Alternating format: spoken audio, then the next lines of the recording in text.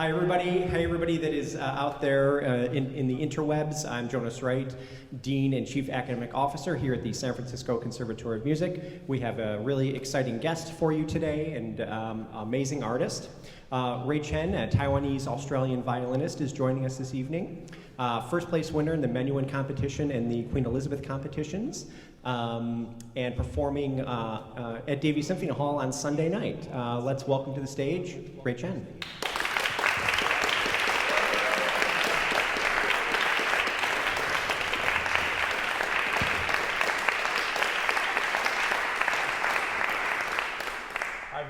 It's a pleasure to be here. For those of you who are in the back, feel free to come on down to the front. If you're having trouble, hearing, we can be a little closer. Yeah. So, pleasure to be here. I'm excited to hear some of the students play today. We'll be introduced to a few new pieces. Well, one of them especially. But really happy to be here. Also wanted to leave time at the end for Q&A.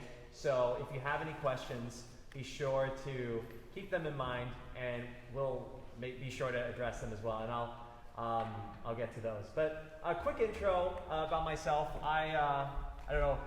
For some of you might already know, I was born in Taipei, moved to Australia when I was about 4 months old. I don't really sound Australian these days. Sounds like why? Okay, well these days I don't really sound like this, but when I was back at home, for the first 15, 16 years of my life, I studied in Australia, and that was where I grew up. And then I moved to, now I can't stop. I moved to the States when I was 16, to study in Philadelphia, and on my own. So that was pretty intense, but I managed to learn to be quite independent from that process, and always, sort of had a nice career trajectory, quite traditional, but always had a focus on combining the three elements of performance, community building, and also education. So that's always something that has been really important to me. So happy to talk more after the class is over. All right, enjoy. We'll start with Mathea.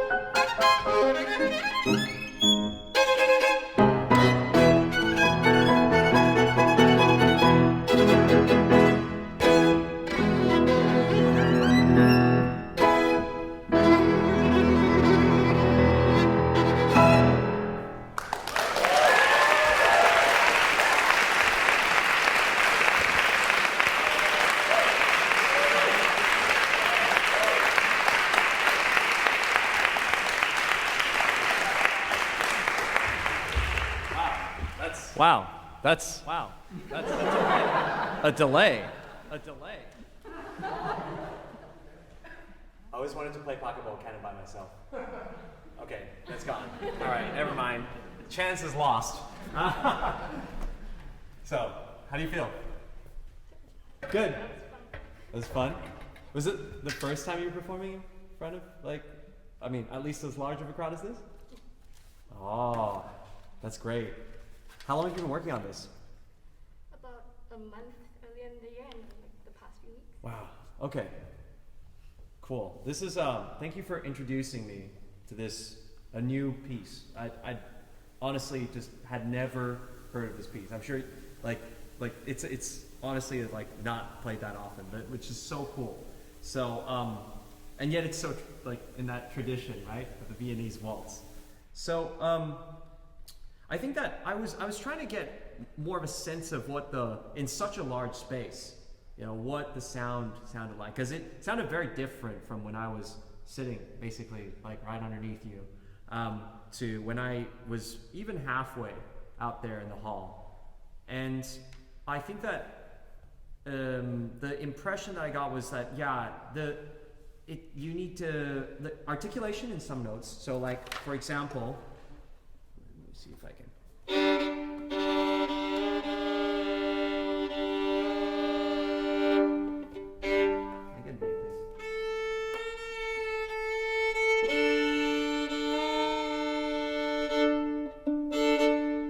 I just changed strings. It's not because I haven't practiced. But for example,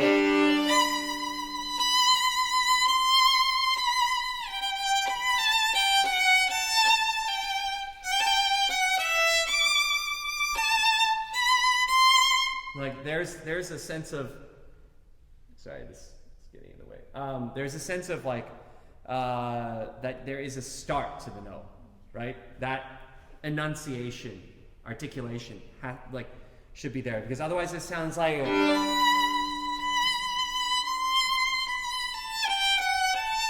and then so I think just a brighter, more intention behind each note. I think what you're doing is great. Just figuring out how to get more intention without forcing it. And I was looking technique-wise, so here are some actionables.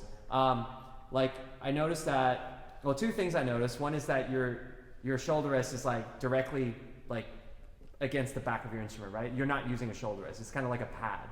So a lot of your sound is being absorbed into this pad.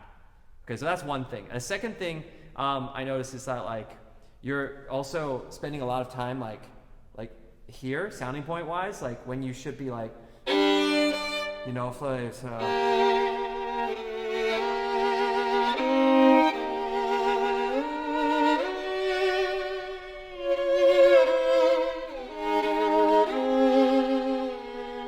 kind of at least give us that. Yeah. Do you want to try that? Just oh, you're welcome. Just do it yourself. Yeah.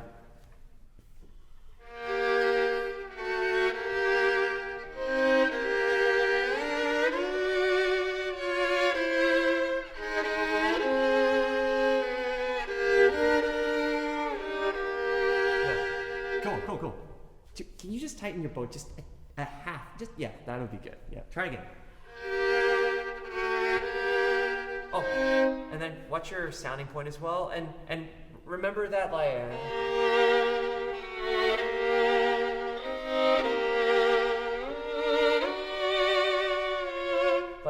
that you're looking at your bow, right?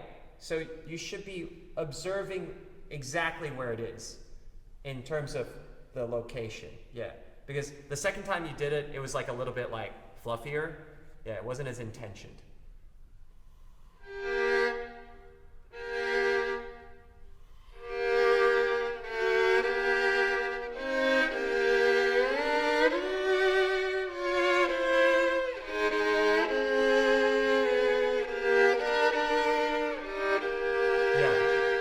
That'll probably make you feel like you're trying harder, and it will natural out.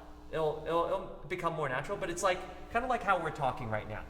If it was just the two of us, like, I'd be a crazy person to talk to you this loud, right? But it's because I want them to, all the way at the back there, to be able to be a part of our conversation.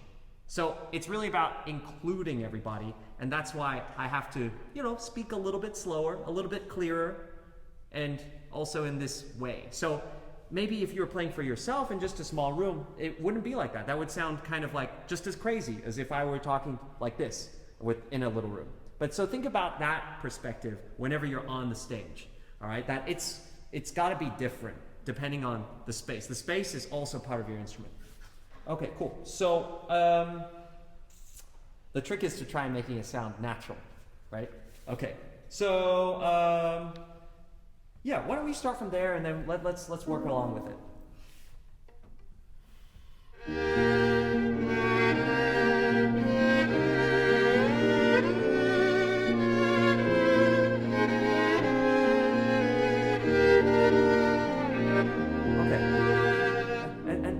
One quick question, like in there, like what are you thinking of in terms of phrase? Like, because I can hear the ta, like each bar is its phrase, but in terms of overall. So more like 2 bars. Yeah, 2 bars is good. Yeah. Da, ya, da, ya, da, ya, da, ya, ba, da, da. Like that, a little bit of that lilt, right? So, can I try it? This will be the first time. Thank you.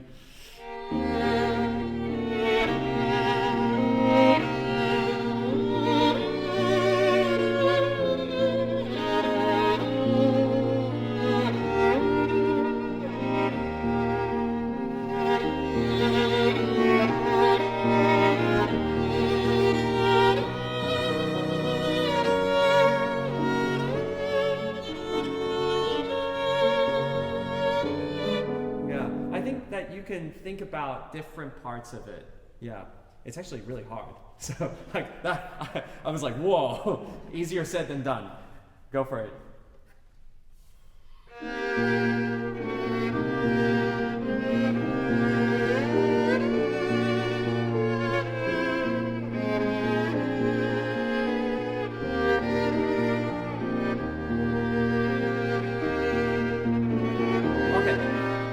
What's happening is you have the right intention. Like I can hear you, like for example, da da da da da, and then you do start it again, but it's just not enough. Like so, that's what I'm not hearing, or rather I'm hearing. So you even there. Are you?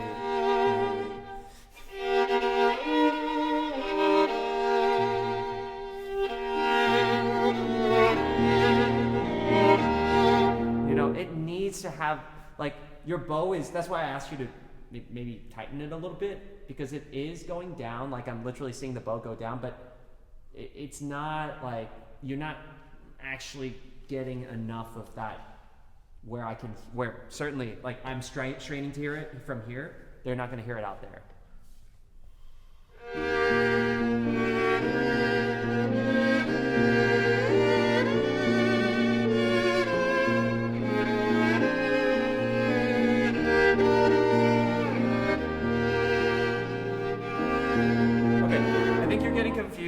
With like what I just said, let me try to rephrase. It's like it's not the sustain of the note. It's a note has a beginning, which is the articulation. The middle, which is like, does it swell? Does it go down? Does it go up? And then the end, the tail, which leads into or finishes the next note, right?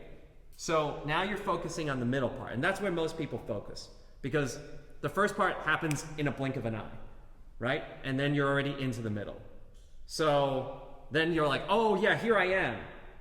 And then most people forget about the end as well. So I need you to focus on the beginning and the end of the note, right? So the beginning part, I'm trying to get you to like think about which note is more. Like if you were to just sing this out and think about it in a way that was like, that's the intention.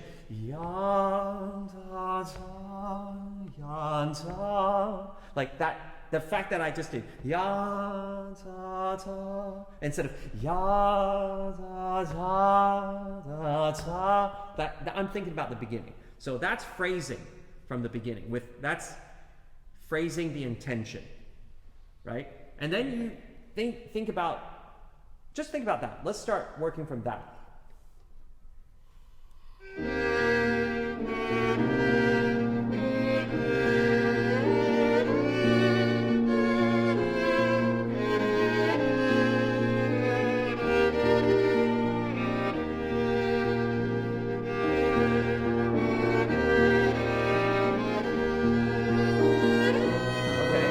So you said it was 2 bars though, right?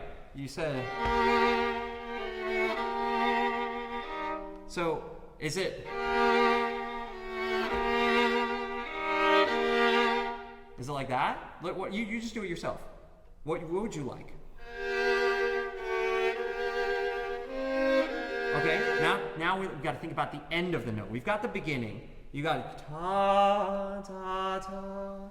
The end of the note goes into the next, right? So you got this. That. There. That's like the end of a phrase that goes into a next note.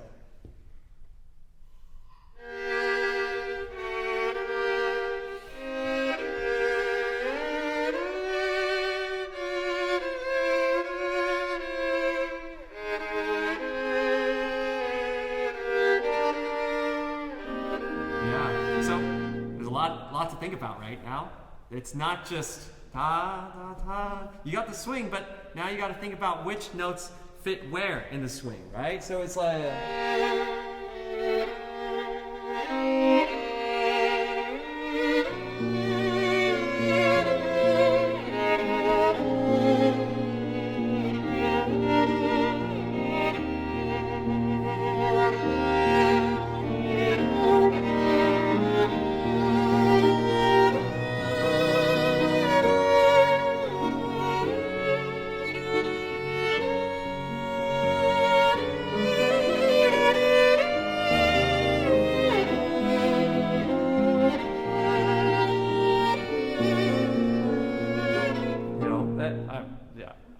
I need to study this, but that's like I'm thinking about where with intention. That's what I mean by intention. The beginning of the note. And then where does that note go to and where does that note lead to, right? So, and being able to do that like naturally and so you have to go through the piece and do that, okay? So that's what you got to do in the beginning. The next part, let's work on some E string stuff because I think that could maybe help with the. Let's start from here, the my so. Let's just skip to the end and then there's some middle part, but I want to get to this first. So just start there.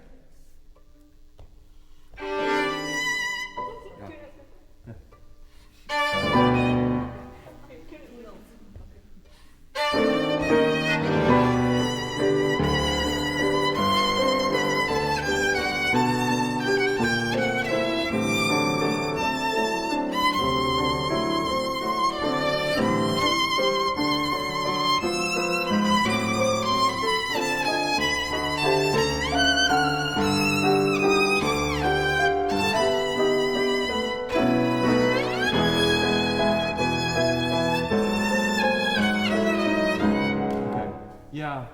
Like that's when you're working really hard, and I think like the. Can I try your violin? Actually, thanks. Yeah, hold on.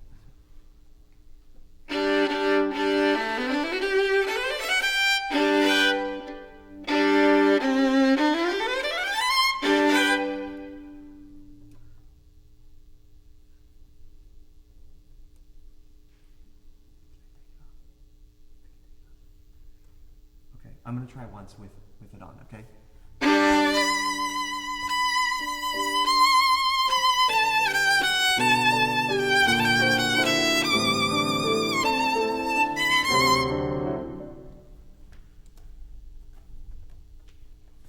I'll just leave that there like that.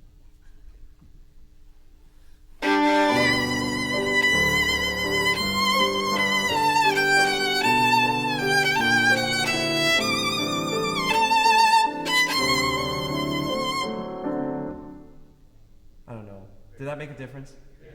Yeah, but I can't tell from here, right?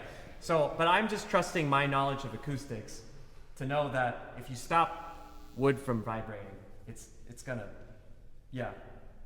stop it from vibrating. So, just something for you to think about. I know it's hard to like switch from that, but and also it depends on what you want, right? If you want projection, you should definitely not stop the vibration in the instrument. Because I used to not use the shoulder rest too. And so I made my own because of like, I was just so frustrated. I didn't like the fact that, you know, shoulder rests also clamp the side, and so it's a whole thing, but.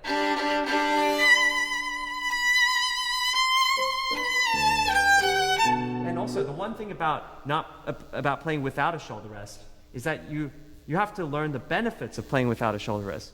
The whole point of playing without a shoulder rest is that you get to have the 360 motion, right? That you don't have to move your whole entire body for that. That you can just go. It's actually a German term called Gegenbewegung. It means playing against the bow, right? So you think about not just going down like this, but you think about going up against the bow as well. Like if I'm just going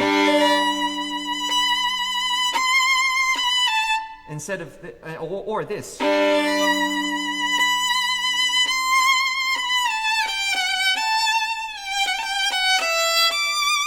Like I'm literally like 1.5xing my effort.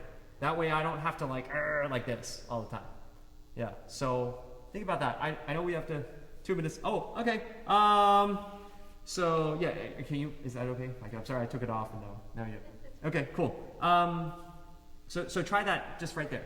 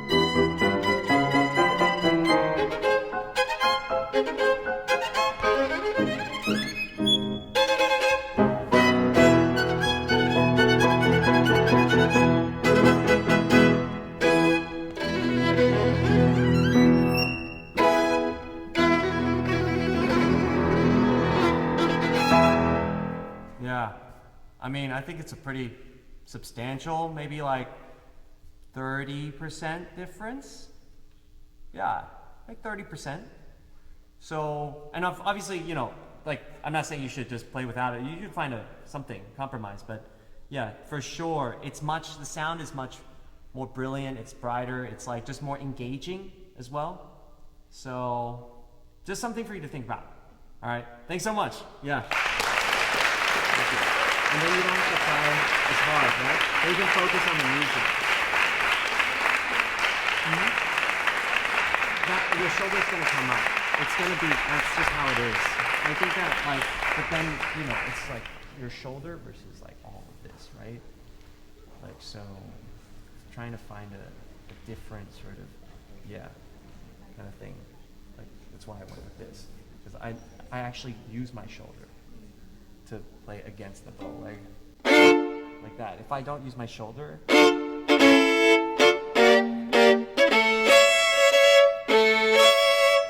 know, like that's yeah. But that's my style of playing. Yeah. All right. Thank you. Cool. So yeah, I mean, I think that it's important to find.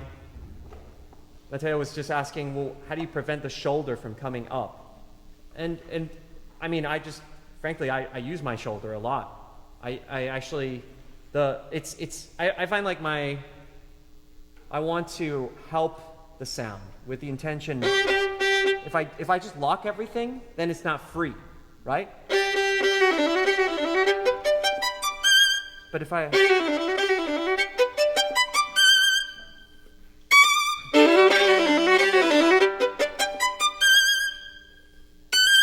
Like there's just this intention, and like, yeah, that's very important in a big hall. Yeah. So oh, I think our next person's ready. Hi, welcome. Oh,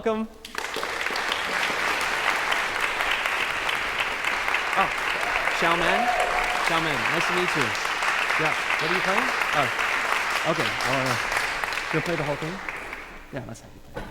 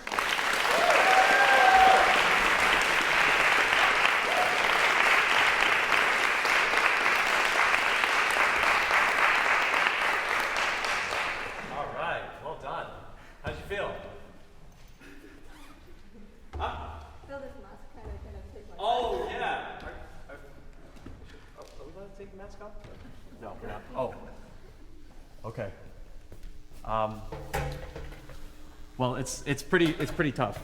I know. I've personally been through that. Yeah, definitely out of breath, right? Yeah. Okay. But you did a great job despite that. I think there are a few things that I want to address in your playing that I think can improve just the overall impact that you make. I think. Okay. In the first section. We'll start from the beginning. Think of it is a cadenza, all right? It's by yourself. You got 4.5 minutes of just solo. Think about how you're going to tell a story. Okay, so that's a big picture. Everyone's like, well, how do I tell a story? Think about like, how do you react to what just happened before? Immediately before, and also if it comes again. For example, it starts...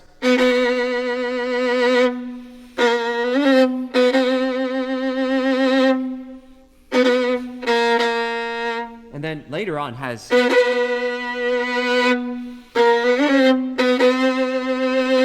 Right? That's different from, but it's like double layered, right?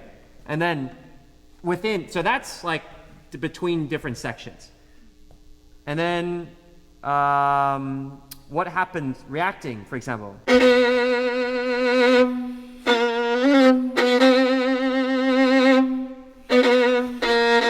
are you going?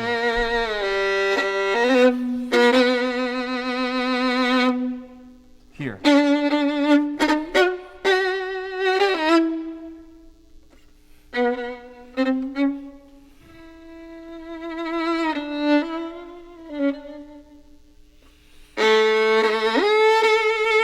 You know, so you react to different things, and then you can really, like, there, like this. You know, those are the kind of the emotions that should be, that make it sound like impromptu, that make it sound like in the moment, right?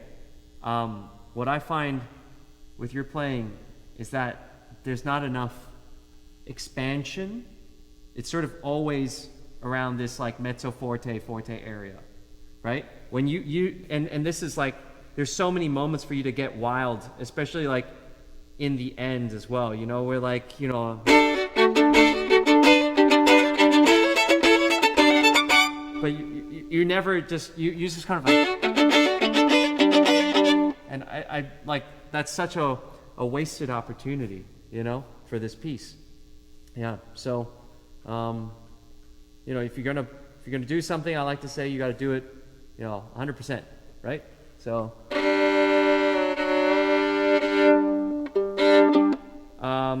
So let's start on the reacting part. Okay, so think about the first, there's lots of rests in this. So you got to think about the rests not as breaks, starting with that. Not as breaks, but as a reaction. So if I said, like, rah, and then someone would be like, oh, what? Like that. Or how would they react? Would they react scared? That is one way. Or would they react like, scared and then be like, what was that, you know, like kind of thing. So this is one person.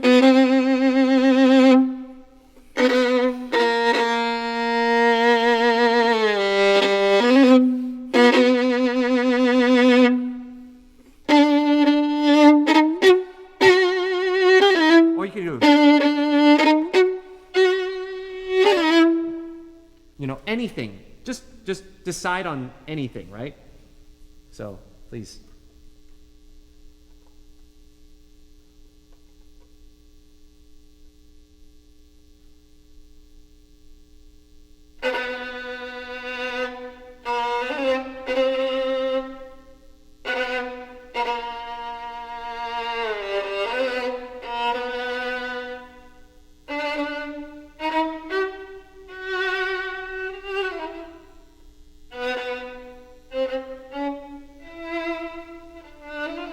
Okay, wait a second. It was good. I think I got a little bit too many, like, I think there's too many, like, up until...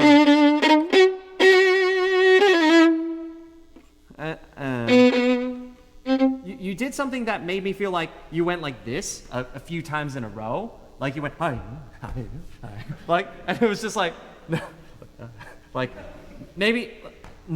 and then give me one more note before you expand, right? Like otherwise, like play it again. Da dum da dum bum bum.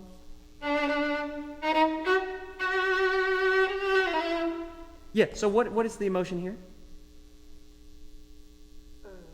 Yeah. What is this? What is this? Da dum.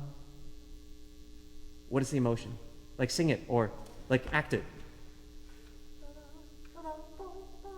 Okay, anticipation, right? What's this? Dun da, or yada da dum, right? It sort of moves forward, like right, a little bit like that, right?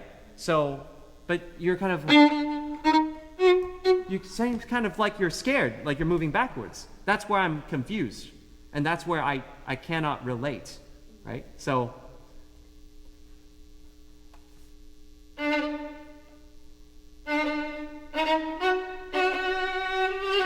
And then try to come in earlier, like maybe on the rest.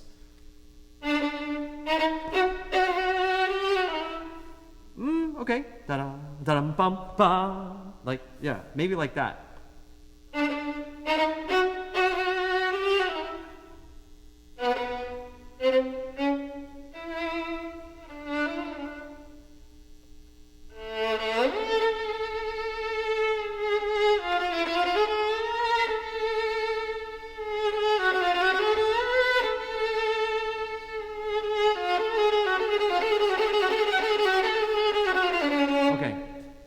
Like there's a lot of the same articulation going on here. You're going like you can lift the bow from the string. You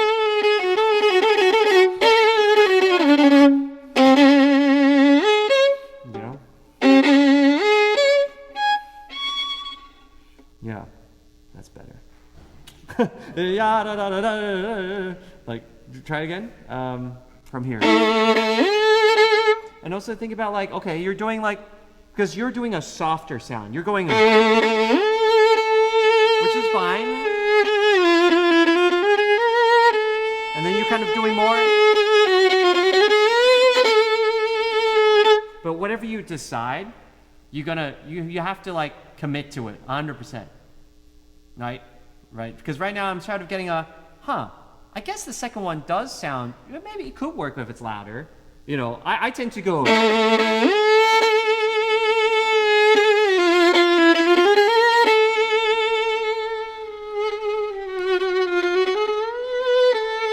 then I kind of...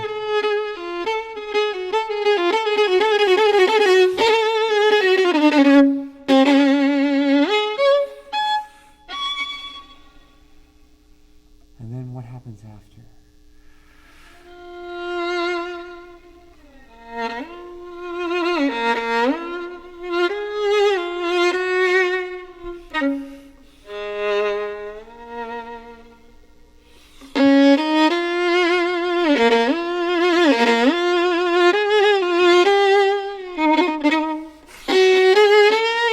So I know, like, I'm playing with I'm listening to myself while I'm playing. I'm imagining myself out there and what I would want to hear. Like, what I would want to react out of. And then I'm giving it to the audience as they want it, with the occasional, like 80% of the time. And then 20% of the time, I'll do something that they don't expect. That's how you manipulate the audience, the listener, and how you can, like, that's how you play like a melody, you know, like especially something like this. Yeah. So from a da da ya da, try to imagine yourself listening to yourself out there.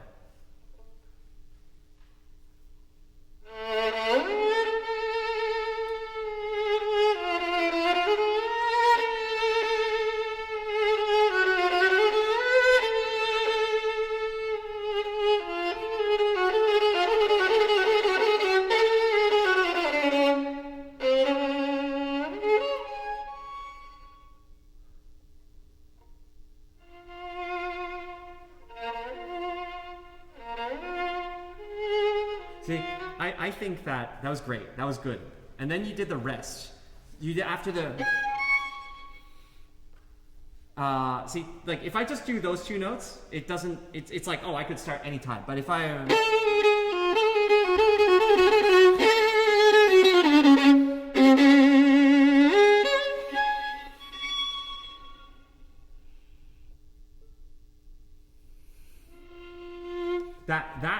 That drawing, right? I'm listening to them listen to me. So I know when to draw out the maximum amount of pause in between, and I can feel the sound as it dissipates, and I'm imagining that thread, and then I come in exactly as small as that thread, and then I come up. Does that make sense? Yeah. So listen to the... I know it sounds weird. Listen to the listener listening to you. Yeah. So, somewhere, anywhere there? Please. Yeah. Yeah, sure.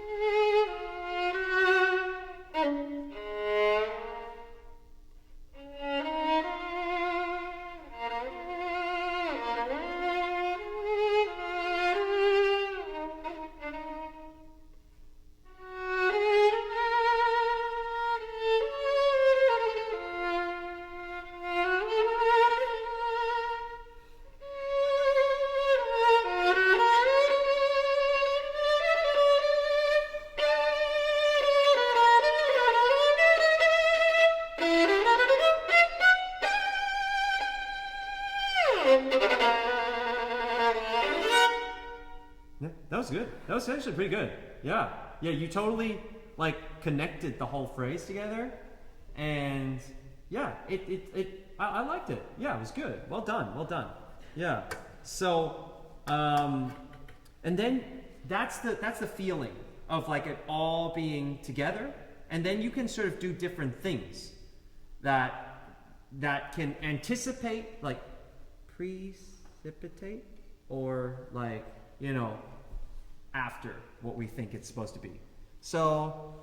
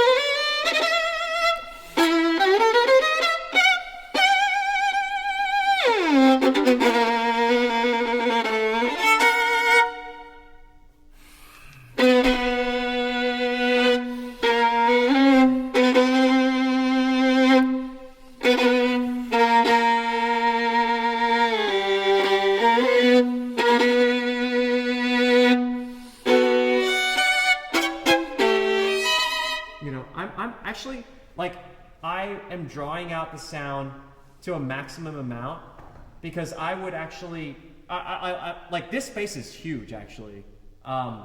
It's really big. It's got big reverb. So when I'm thinking about, like, that inevitability to there is, like, what you need to give the audience.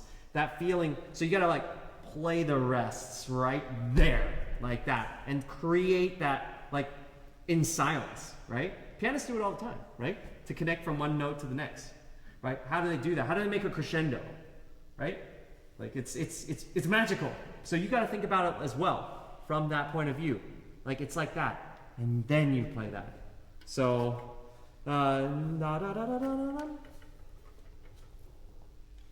yeah.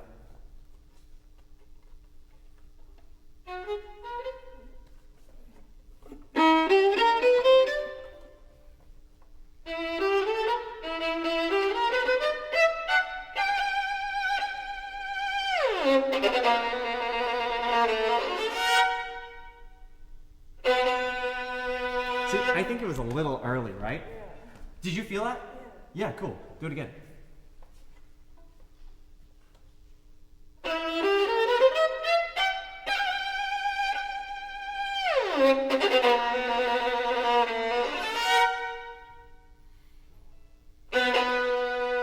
Okay, the timing was good, but you didn't hit it hard enough for it to be that timing, right?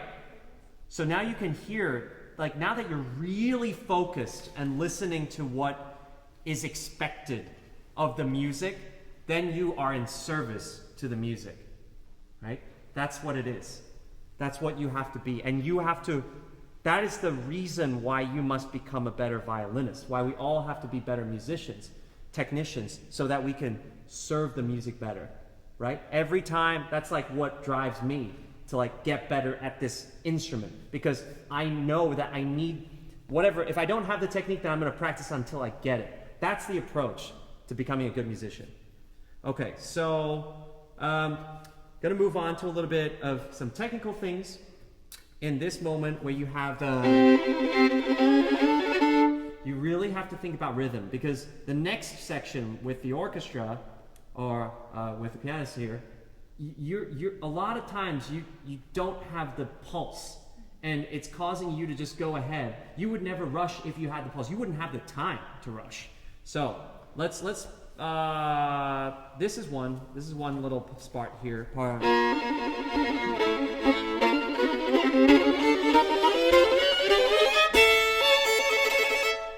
Right. So can you just practice that?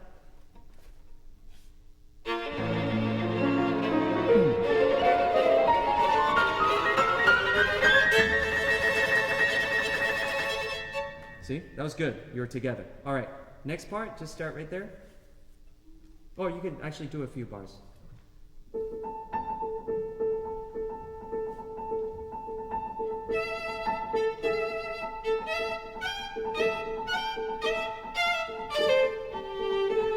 Okay, what's your emotion?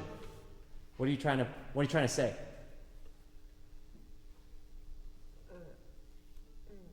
Happy, sad, what like, or like, you know, what else? What if you were a character, if you were a person? humorous. Like funny. Yeah, like Funny person. Funny person. Okay. I think of it like with someone with has a little attitude, you know? Sort of like a not I don't think of it like has a humor about them, a little dry, a little sarcastic. You know? It's like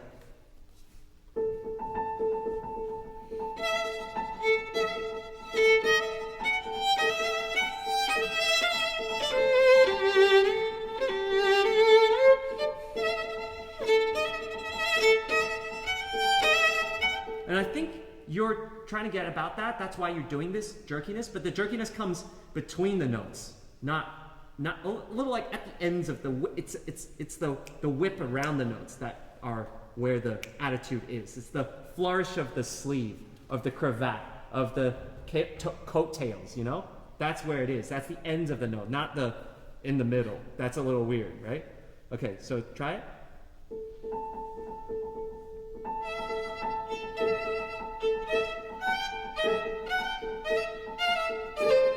But there. I just don't feel like that's like, you know, that it doesn't have to be so short. That sounds more like to me like we are making a point, you know, in a very like kind of more aggressive way, like a aggressive intention way. But this is more like a little bit of a jokester, right? Like you said. So it shouldn't be like da da da da. Like you can be. I mean, it's it's that kind of Hungarian like kodai, right? Like tada, where it's that motif. It's not da da da da da. It's tada tada da. And so it's like that, but not like retaking. Yeah, it's not. There's no connection that way.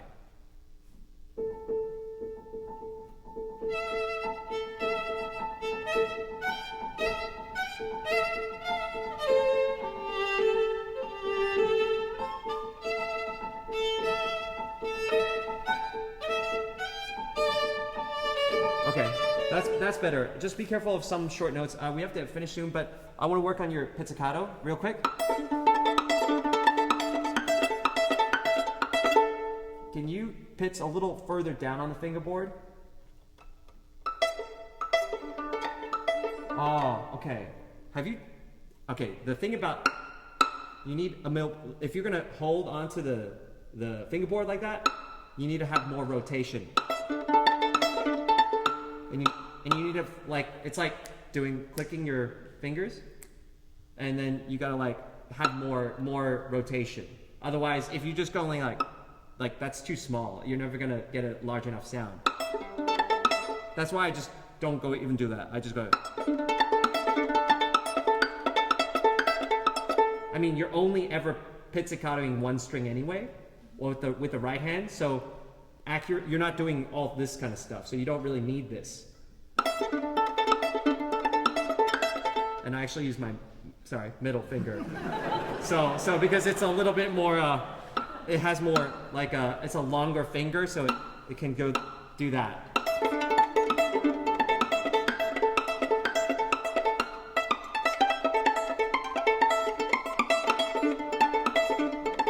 And then it has a better that kind of thing.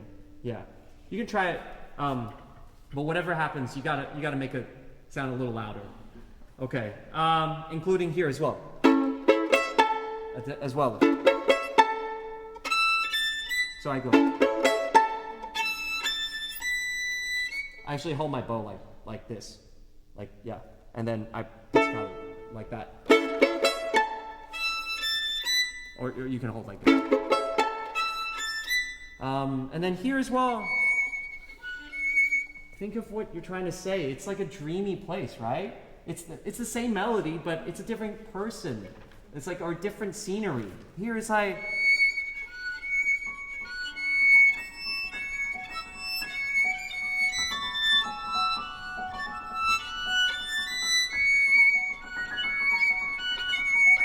Right? And then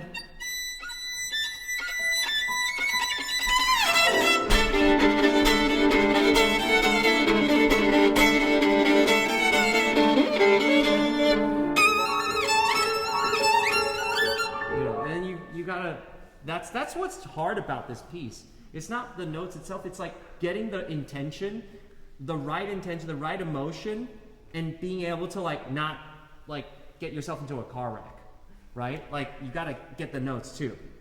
Okay, cool. So definitely at the end, let's hear you play this, and this part, I know, like this part.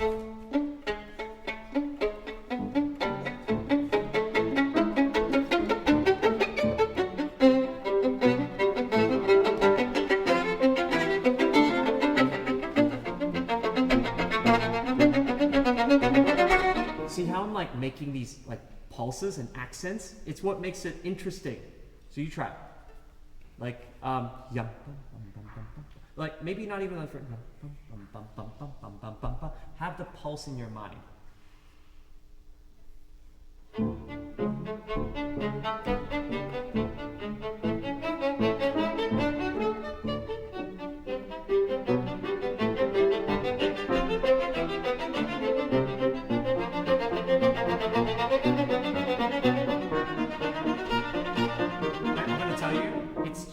Fluffy.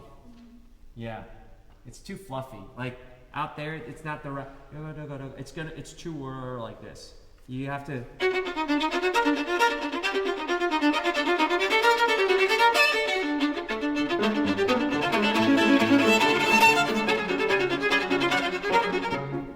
Okay. So try a little bit more. From here.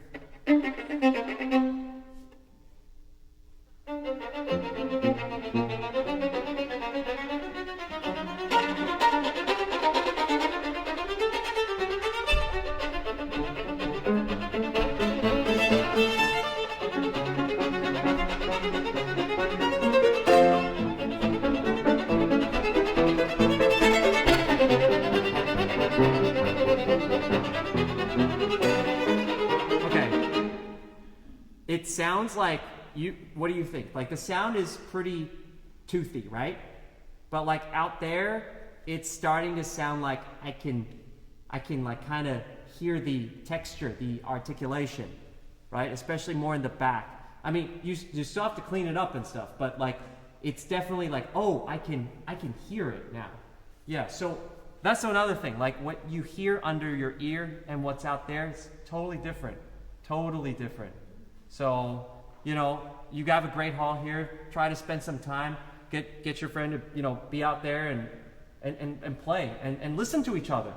And then come up over here and listen to them and then go back there and then realize how much of a difference you have to be. You know? So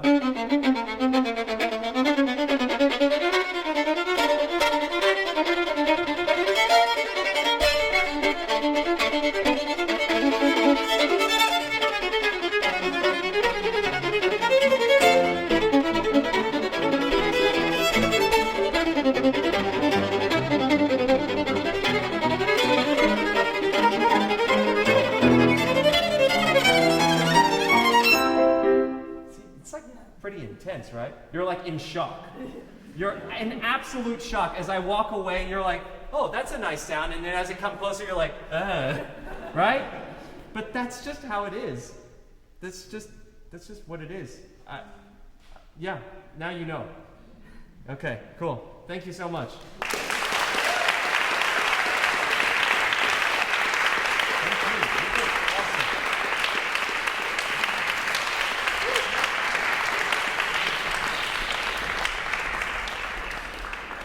Yeah, great.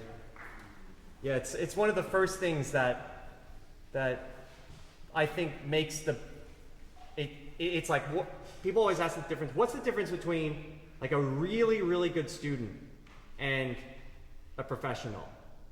And that's one of the first things is realizing that a really, really good student is really used to playing in studios and not concert halls. And so that's the first thing. The second thing is the amount of people that you play for, which is closely related to the first thing, whether or not you're used to playing, but it's very different. It impacts the way you think and the way you have to approach the piece as well, and where you take time, and and the perception of yourself. So those are two of the main points that one should start thinking about even when they're in school. It will help you a lot. So we have the final one. Ready? Great. Awesome. Welcome. Thank you.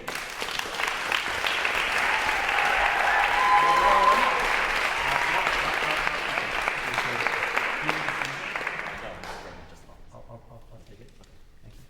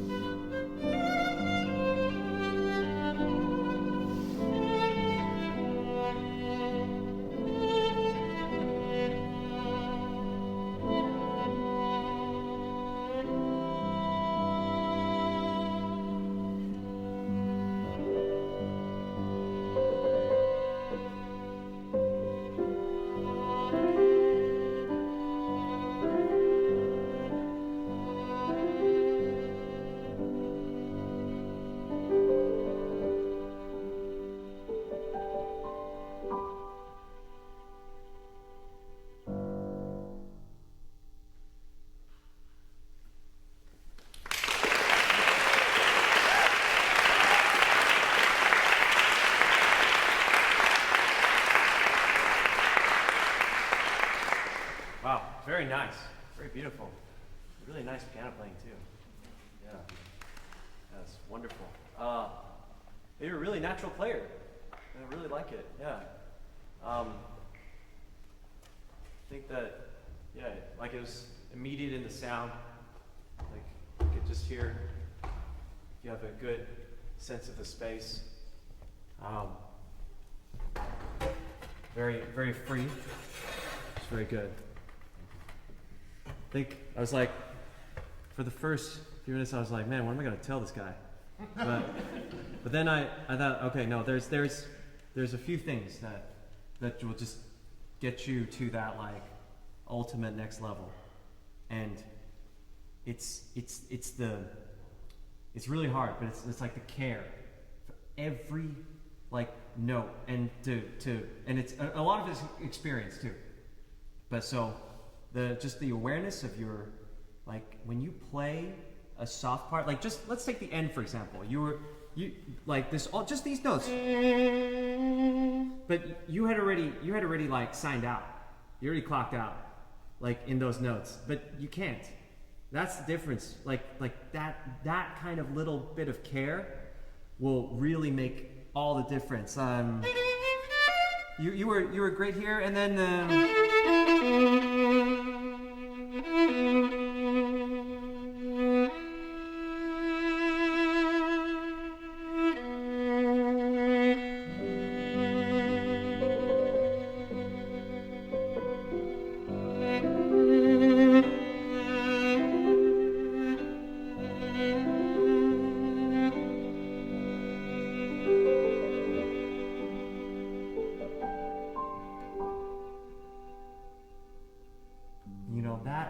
That's the difference. Like you gotta make people care as well. Like, cause if you just like already like, yeah, but that's only because like you probably just don't realize that it's coming off like that. I'm sure it's not intentional. So that's something that just, do you want to just play those few notes? Like, yeah, just.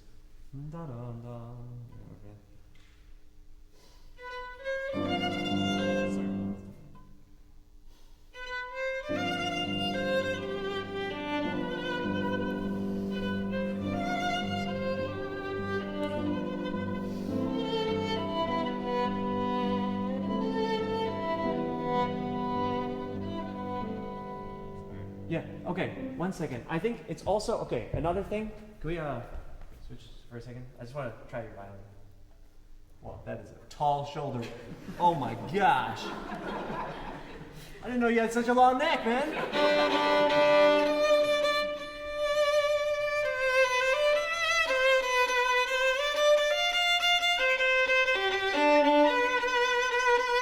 Man, you're making this thing sound really good. I mean, no offense or anything. Like, but yeah, you definitely deserve a better instrument.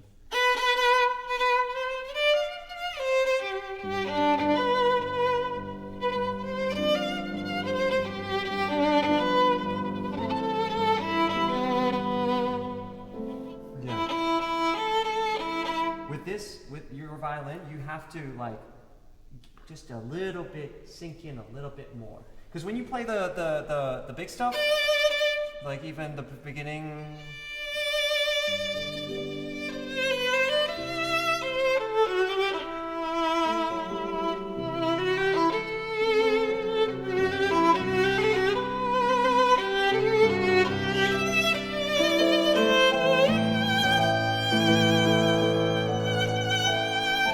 When you get soft here,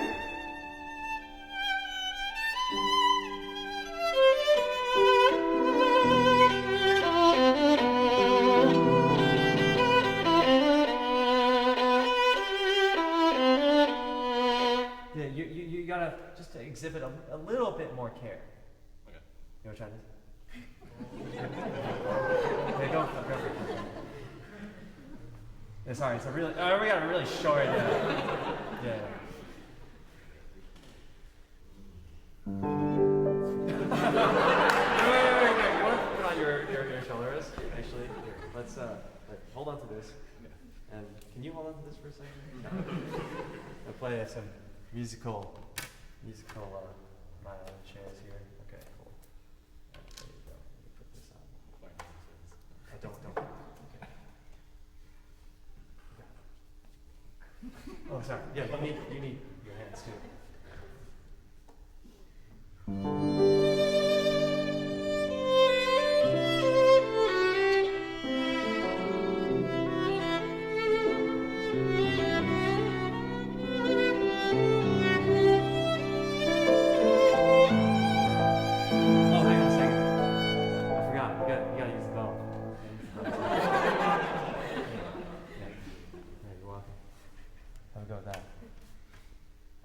It's a really, really nice bow.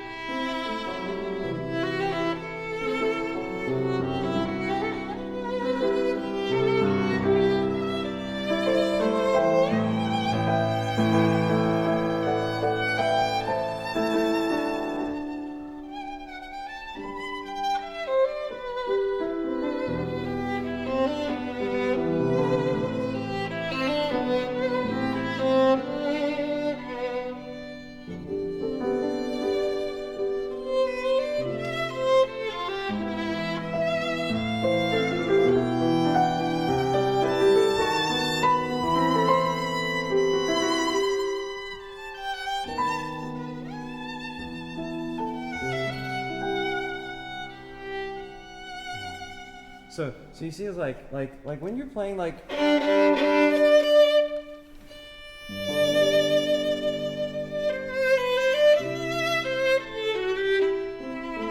Even in those da-da-da-da-da-da, like I just want to hear a little bit more care, you know.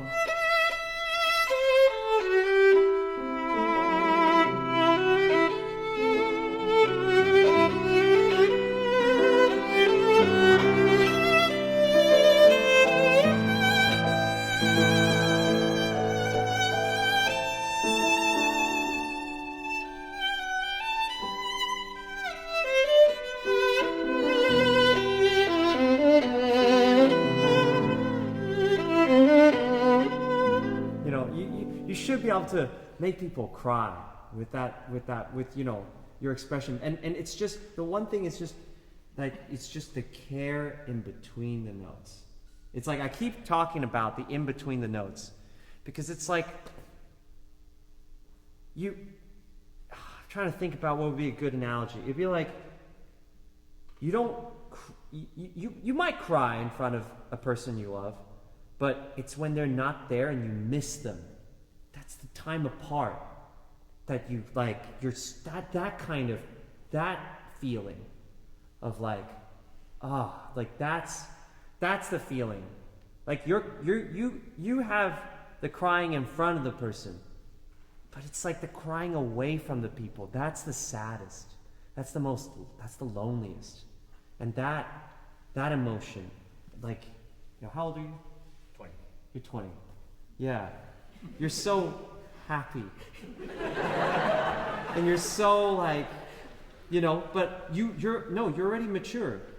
Like, don't get me wrong, like you've got maturity in your playing, but like just that's what you're like, just a little bit. You know? Here, I'll let you. You want to change back? Or no, you don't want to? Whatever you like. Whatever you like. You want to work on that a little bit? Yeah. Okay. So try and like get that feeling. Don't just like because I think you already have. If you can exhibit that kind of into the string care, and a lot of it's just like not already passing on to the next note. Try that. Let's try that. I don't know what it is, like how to unlock it, but let's try that. Yeah, just yourself. Yeah. Or you can play the first chord. It'll get you in the mood. Just like passing it to I don't know. Yeah, just try some stuff. Just try like the caring part.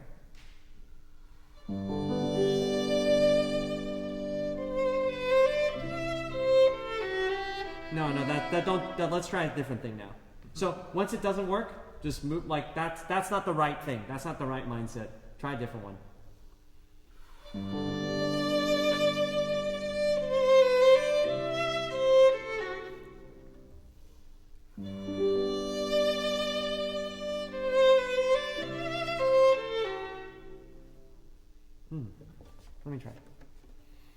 I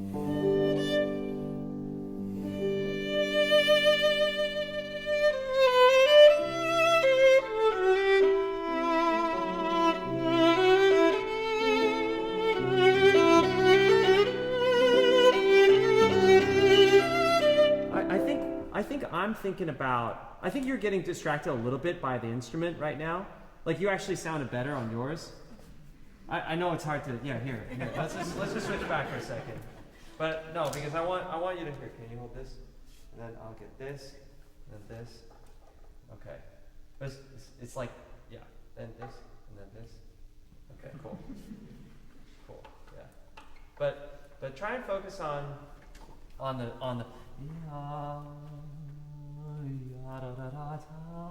to the right? Yeah. And like it's a smile, but it's a lonely smile. That's why, like before when you were trying on mine, I think my instrument is just brighter. It's just like ha da da da. No, it's like ha da da da. Like, yeah.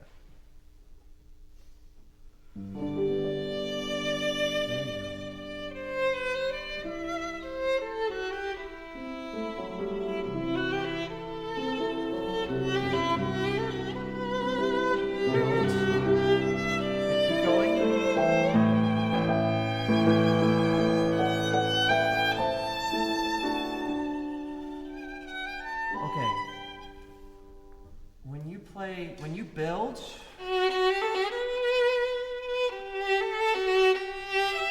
you're here, keep going. And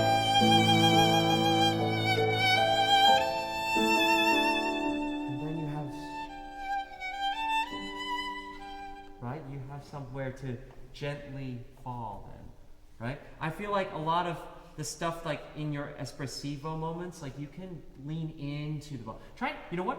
Aim for, right now you're playing the way you are. So I'm trying not to change anything, but like, that's why I'm deliberately being like, I'm not touching your technique. But try you're playing on the string now. Try like playing, and you got a good like against the bow kind of thing going. Try to play like to your elbow. Like think about where the bow is and like to the elbow. Just think about your elbow, like that the bow passes through the instrument to the elbow.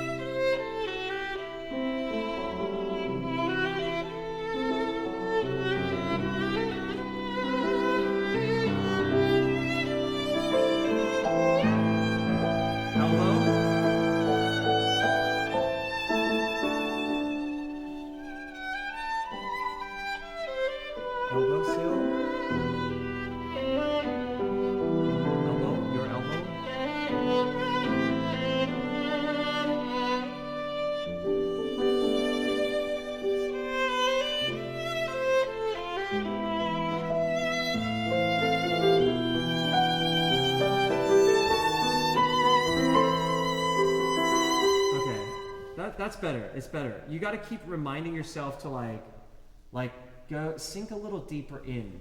Then we like kind of like get captivated more as well. Like those, you're doing it already. So like just do everything. Just to imagine like whatever, maybe like a heavier bow. You know what I did actually? I switched my bow technique to Russian bow, so that I could just not have to change too much except for one thing. And then I just went like, so the difference was like,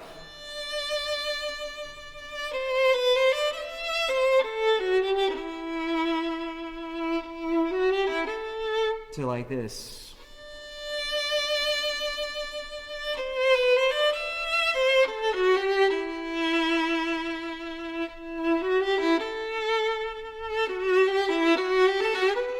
Just everything's a little bit more intentioned. I have to like, it's a little clumsier actually, right? The Russian bow is not easy, but because of its clumsiness, I have to manually like focus a little bit more, and that's just enough. That's enough. It was like the secret to unlocking like just my potential, right? So you can think about that. There's all these little things that you should try, and you should try all of them.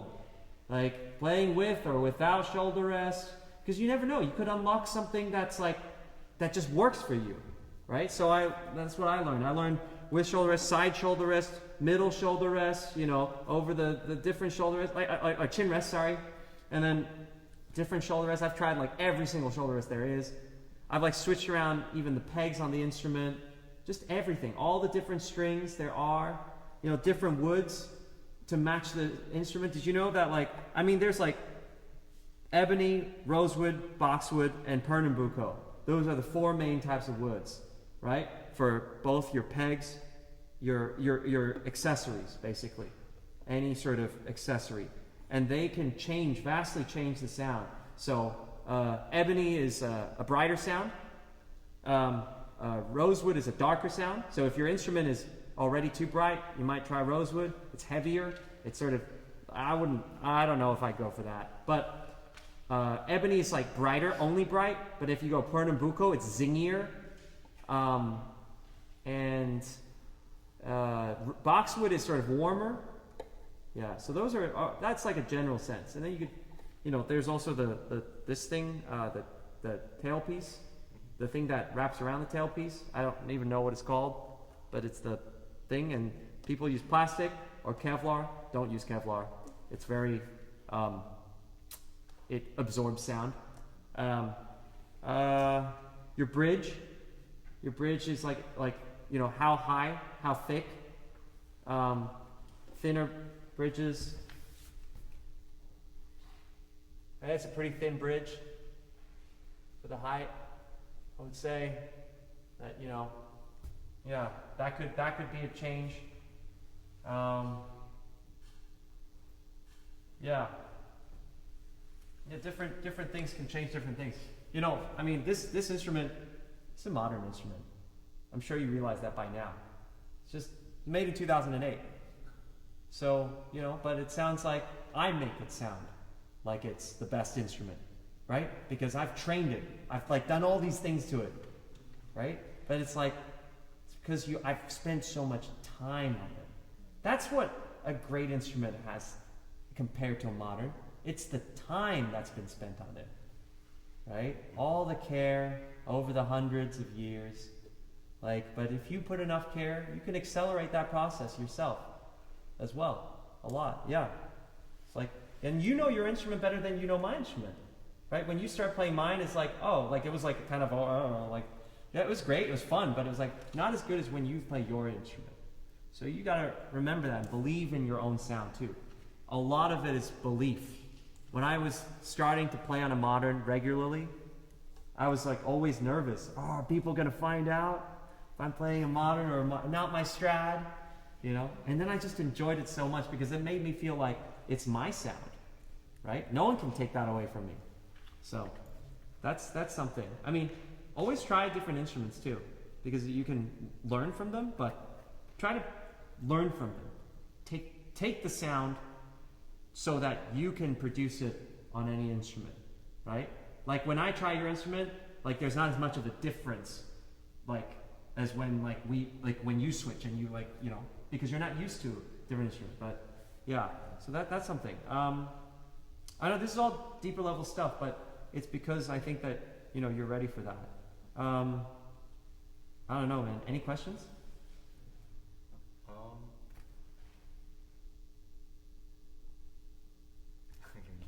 10 seconds. Yeah, sure. Just gonna.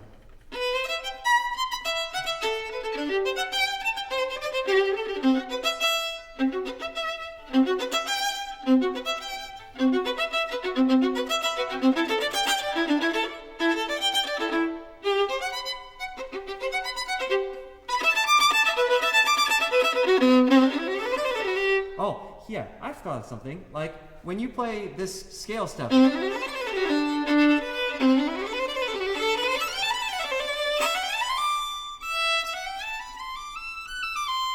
I think you can you play it just once? Yeah, it's obvious. I've never performed this piece in my life, but like, you know, just so you do it for me, and then let's work on it. Okay. Yeah. Right from the run. Yeah, just go from the run.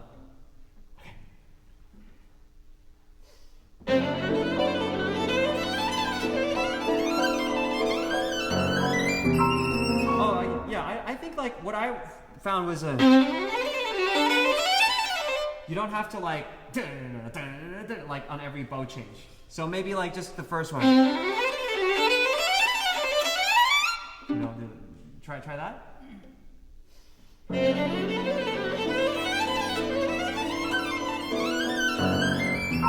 But your intention has to sustain throughout the entire journey.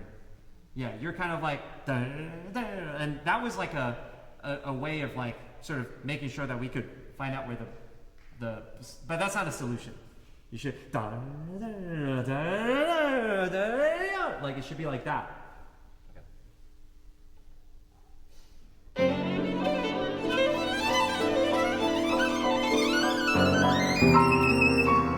Yeah, I mean, you have a great last note, but like, it's like you got to use more bow in the rest of it too.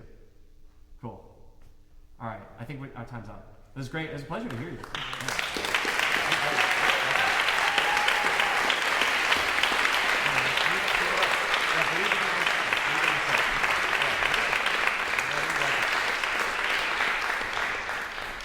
Thank you, Ray.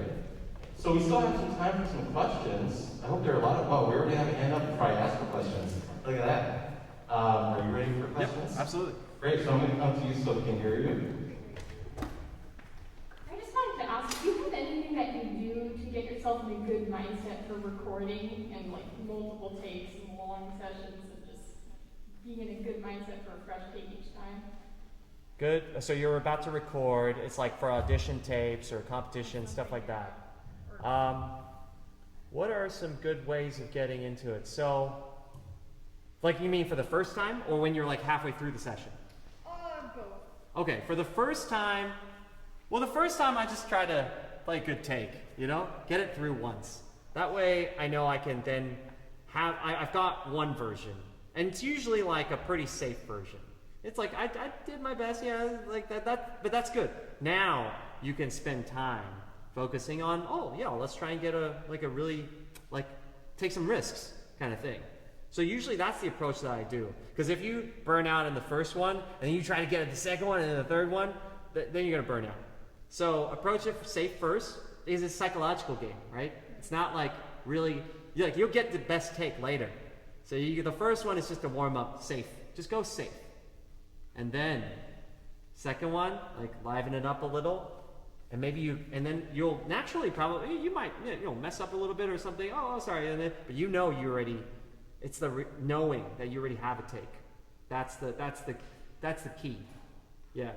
And then you can just, then you won't run out of inspiration, because the running out of inspiration comes when you're like on a deadline, you have only like 30 minutes left. That means you can only record this 2 more times, and that's where it kills inspiration.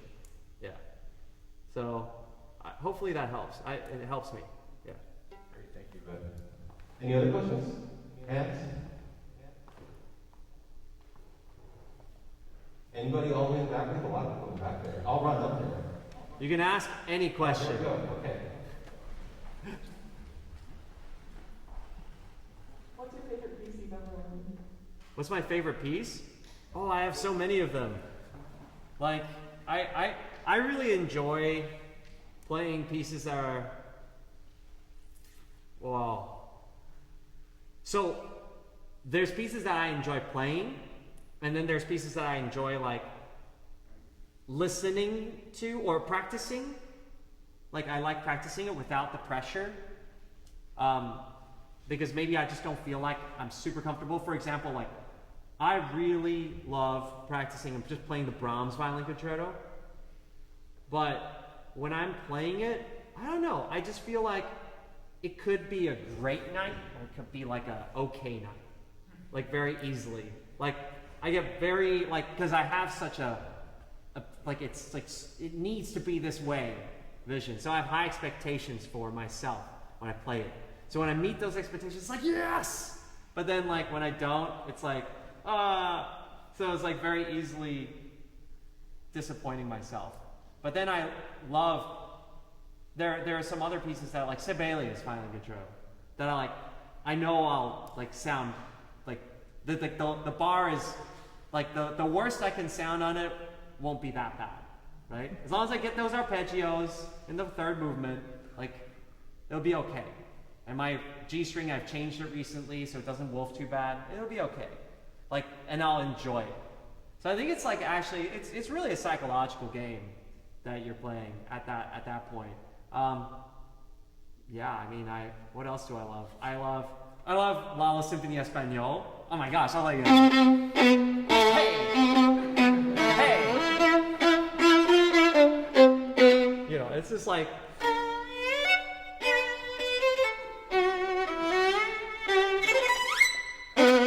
it's just like so sexy, you know? It's great. Sorry, you didn't need that. It's too bad we don't have him maybe play that because you could have taught people how to move their hips. Exactly. Is that part of it? Yeah. Other questions? Yes?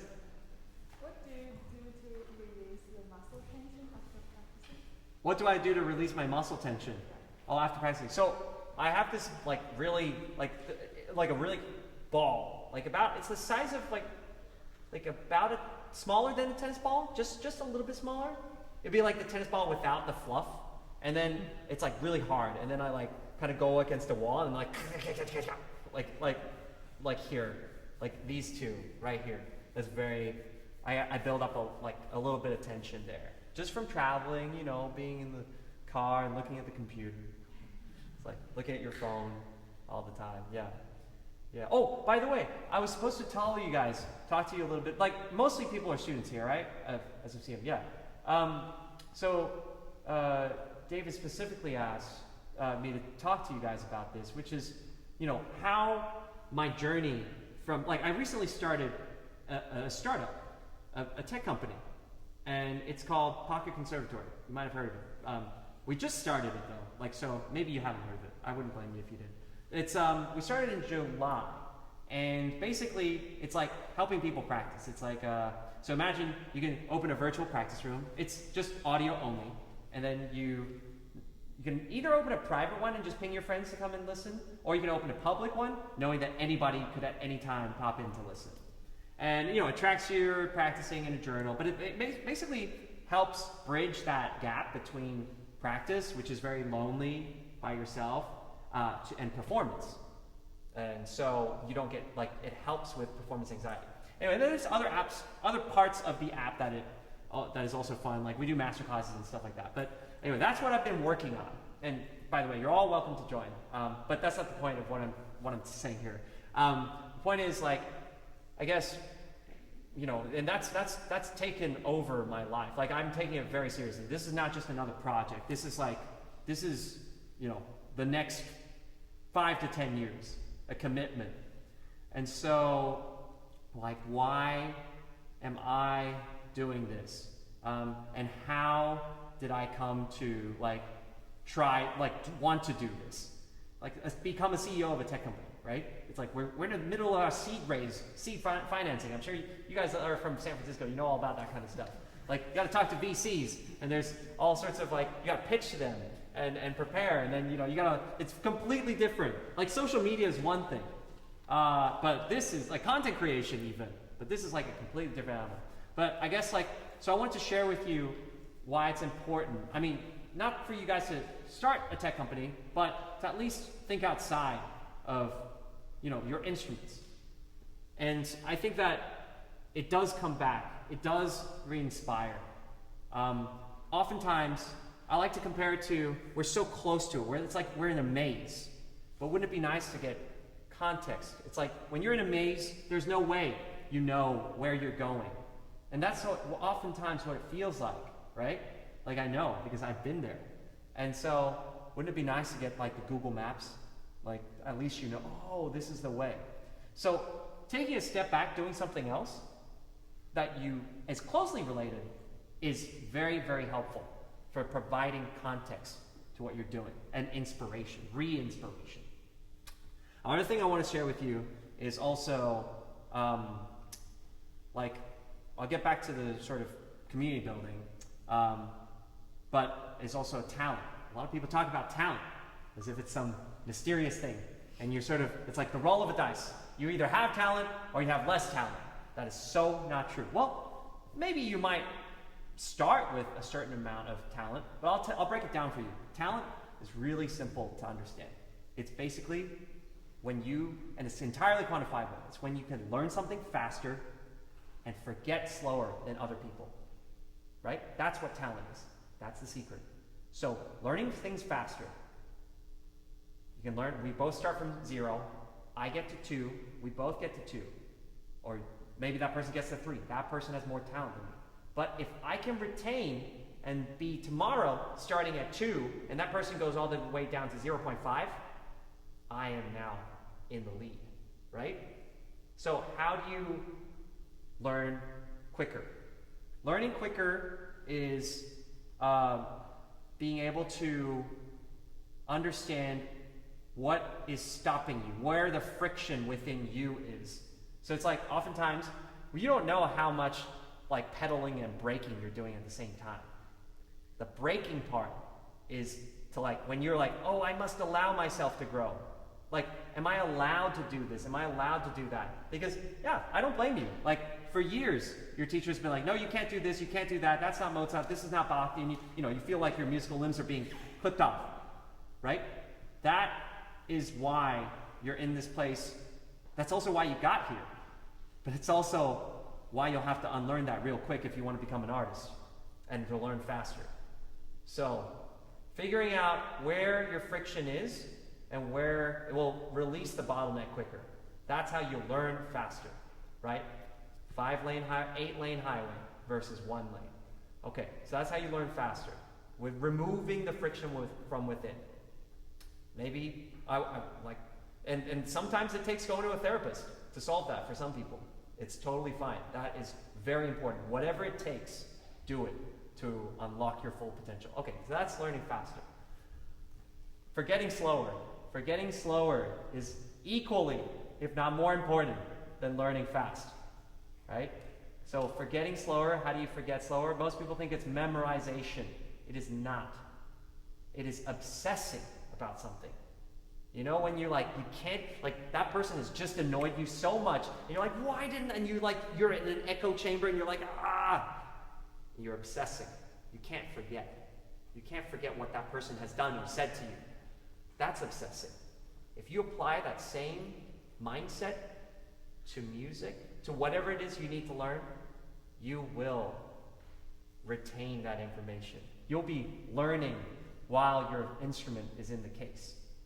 That is so important. So that's how you forget slower. So when you combine the two, that's how you accelerate. And that's very important. So that's just what I wanted to leave you guys with. Thank you so much for having me here. It's been a wonderful.